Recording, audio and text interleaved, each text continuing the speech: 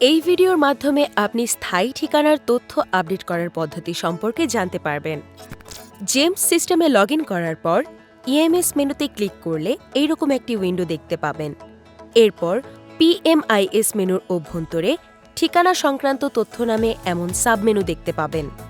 সেটাতে ক্লিক করলে এমন একটি উইন্ডো খুলবে যেখানে প্রয়োজনীয় তথ্য যুক্ত বা আপডেট করতে পারবেন।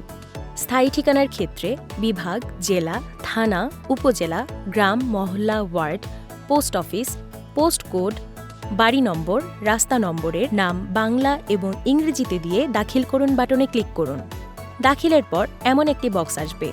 সেখানে আপনার আপডেটকৃত প্রয়োজনীয় তথ্য যাচাই করে দাখিল বাটনে ক্লিক করে পাসওয়ার্ড দিয়ে দাখিল সম্পন্ন করুন। জেমসের সঙ্গে থাকার জন্য আপনাকে ধন্যবাদ।